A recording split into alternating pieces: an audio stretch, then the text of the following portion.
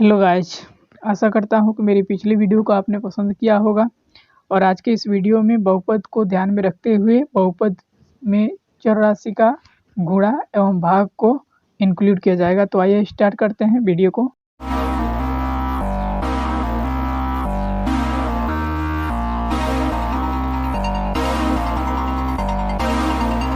Topic में हम लोग चर राशि का गुणा करना सीखेंगे। गुणा करने से पहले हमको जान लेना होगा कि घातांक और गुणांक क्या होता है। तो 2x³ हमने यहाँ पर लिखा है, जो इसके ऊपर यह पावर के रूप में दिख रहा है, इसको हम लोग पहले से ही पावर कहते हैं। इसी को हिंदी में घातांक कहा जाता है। और यक्स के साथ जो गुणा में होता है उसे गुणांक कहते हैं। इसका गुणांक 2 है और घातांक 3 है। अब इसी के साथ हमको यक्स के साथ यक्स का गुणा करना है। यक्स के साथ यक्स का गुणा करते समय हम यह देखेंगे कि यदि चर राशि समान होगी तो उसका पावर जुट जाएगा। इसका पावर 1 है, इसका पावर 1 है, दोनों का पावर जुटेगा तो 2 हो जाएगा।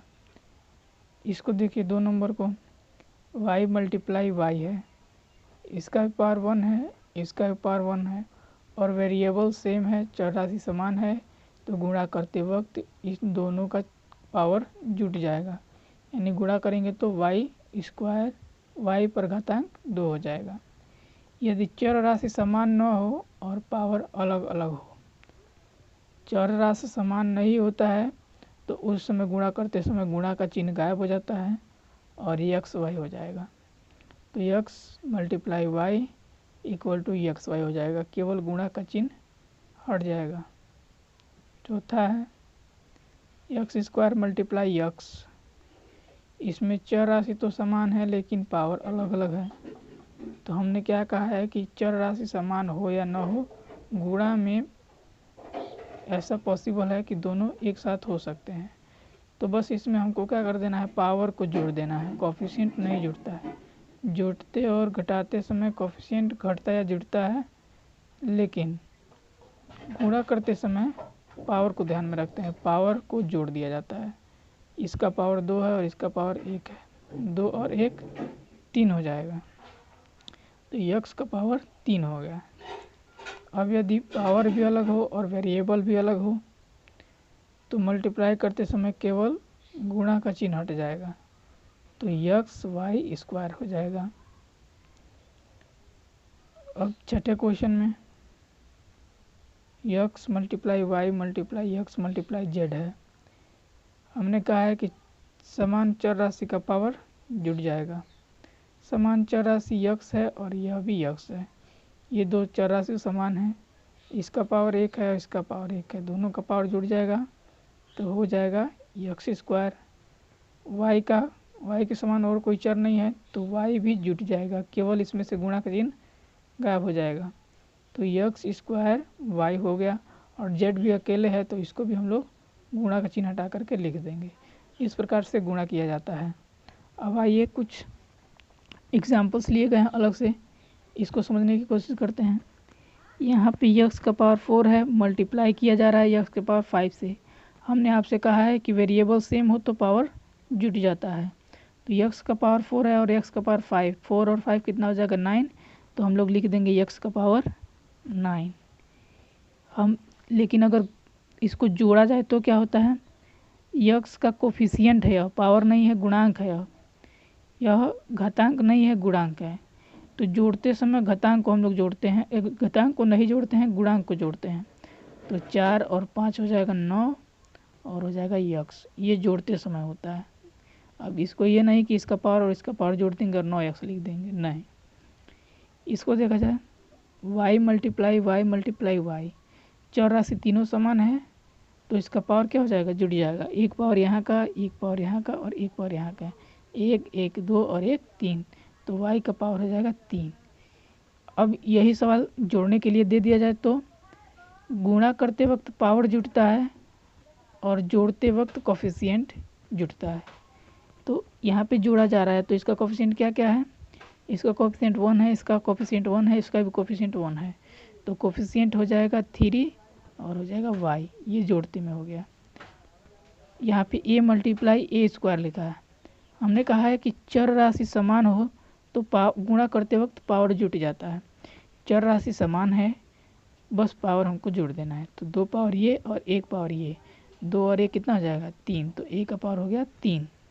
इसी को अगर जोड़ने के लिए दे दिया जाए तो आप कहेंगे कोफिशिएंट जोड़ देना है।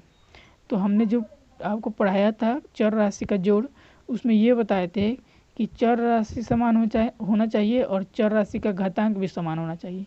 तो चर राशि तो समान है लेकिन घातांक समान नहीं है, तो यह नहीं जुटेगा। इसी को इसी तरह लिख देंगे a प्लस ए स्क्वायर, ये इसका आंसर हो जाएगा। टाइप 2 प्रकार के क्वेश्चन को हल करना सीखेंगे जिसमें मिक्स क्वेश्चन दिए गए हों। अलजेब्रिक एक्सप्रेशन मिक्स होगा, कोफिशिएंट होगा, पावर होगा और तब गुणा किया जाएगा। यहाँ पर 7 कोफिशिएंट के रूप में है और 2 पावर के रूप में है। यहाँ पे 4 कोफिशिएंट के रूप में है और पावर के रूप में 1 है और यहाँ पावर 1 है। अब हमको इसको गुणा करना है। तो सबसे पहले हम क्या करते हैं कि जो अंक में रहता है डिजिट में, उन दोनों का गुणा कर लेंगे। तो अंक में 7 है और अंक में 4 है, तो 7 चौको हो जाएगा 28। अंकों का गुणा हो जाने के बाद से वेरिएबल का गुणा करेंगे। यहाँ पर है यक्स स्क्वायर और यहाँ पर है यक्स का पावर 1। जब वेरिएबल सेम रहता है तो पावर जुट जाता है। तो इसका पावर 2 है और इसका पावर 1 है, तो 2 और 1 कितना हो जाएगा 3 हो जाएगा। तो यक्स का पावर हो जाएगा 3, वाई का पावर केवल 1 है और कोई वाई है नहीं, तो यहाँ पे केवल वाई लग जाएगा। इस तरह से गुणा किया जाएगा। दूसरे में देखा जाए, सबसे पहले डिजिट का गुणा किया जाएगा। तो 20 और 4 का गुणा करेंगे तो हो जाएगा 20 चौको 80। उसके बाद से वेरिएबल का गुणा किया जाएगा। तो यहाँ भी यक्स है और यहाँ भी यक्स है। जब वेरिएबल सेम हो तो पावर जुट जाता है। तो वेरिएबल सेम है, 3 और 2 पावर जुट जाएगा तो हो जाएगा 5। तो यक्स का पावर हो जाएगा 5। अब तीसरे को देखते हैं। यहाँ पे 3 कोफिशिएंट के रूप में है और 4 कोफिशिएंट के रूप में है। यहाँ पावर के रूप में 1 है और यहाँ पावर के रूप में 1 है। 1 को लिखा नहीं जाता है। तो सबसे पहले डिजिट का मल्टीप्लाई करेंगे तो 3 चौको 12 हो जाएगा। फिर वेरिएबल का मल्टीप्लाई करेंगे तो y का पावर 1 और y का पावर 1, वेरिएबल से में तो पावर जुड़ जाएगा, तो y स्क्वायर हो जाएगा। चौथे में गुणा करके देखें। पहले डिजिट का गुणा किया जाएगा, 2 पचे 10, उसके बाद वेरिएबल का। तो वेरिएबल देखो ये सेम तो है नहीं, यहाँ पे x क्यों है, यहाँ पे y क्यों है। वेरिएबल सेम नहीं होता है तो बस गुणा का चिन्ह हट जाता है बीच से और वो जुट जाते हैं। तो ये हो जाएगा यक्स क्यू और वाई। अगले क्वेश्चन पर इसमें दिया है 16 गुणे 3 यक्स है। इसको कैसे लगाया जाएगा? तो हमने कहा है कि सबसे पहले डिजिट का मल्टीप्लाई कर लेते हैं। तो डिजिट का मल्टीप्लाई 16 गुणे 3, 16 तियाँ 48 हो जाएगा और साथ में है यक्स, और कहीं तो यक्स है नहीं तो केवल गुणा का चिन्ह हट जाएगा और यक्स उसी तरह लिख देंगे हम। इसको मल्टीप्लाई करने से पहले हम डिजिट के गुणा कर लें पहले। तो 20 में 20 का मल्टीप्लाई करेंगे तो आ जाएगा 400। उसके बाद वेरिएबल का मल्टीप्लाई करेंगे। यहाँ पे है वेरिएबल y और यहाँ पर भी है वेरिएबल y और गुणा किया जा रहा है। जब चर राशि समान होता है तो गुणा करते वक्त पावर जुट जाता है। इसका पावर है 1 और इसका भी पावर है 1, तो ये हो जाएगा वाई स्क्वायर। और यक्स के देखिए केवल यहाँ पर है, इधर कहीं है नहीं, तो इसको उसी तरह लिख देंगे, बस गुणा का चिन्ह ये कहीं नहीं लगाना है, उसको साथ में ही लिख देना यक्स स्क्वायर। आप इसको 400 यक्स स्क्वायर और वाई स्क्वायर भी लिख सकते हैं। एक्स स्क्वायर पहले लिखेंगे तो भी कोई दिक्कत नहीं है, वाई स्क्वायर पहले भी लिखेंगे तो भी कोई दिक्कत नहीं, ये भी सही है और ये भी सही है। अब आते हैं नेक्स्ट क्वेश्चन में। यहाँ पर एक साथ 4 अलजेब्रिक एक्सप्रेशन दिए गए हैं, इसको गुणा करना है और ध्यान से समझिए कैसे करेंगे। सबसे पहले हमने बोला है डिजिट का गुणा कर लेना है। तो 10 दहा में 100, 100 में 2 का गुणा करेंगे तो 200, 200 में 4 का गुणा करेंगे तो 800। तो हमने सब अंकों का गुणा कर लिया, 800 आ गया। उसके बाद से हमको वेरिएबल का गुणा करना है। तो वेरिएबल का गुणा करेंगे, यहाँ पर है यक्स और कहीं यक्स नहीं है तो यहाँ पे लिख देंगे यक्स। यहाँ पर है वाई और कहीं y नहीं है तो लिख देंगे y, गुणा का चिन्ह हट जाएगा। यहाँ पर है a और कहीं a नहीं है तो यहाँ पर लिख देंगे a, और यहाँ पर है b, इधर कहीं भी b नहीं है तो इसको लिख देंगे b।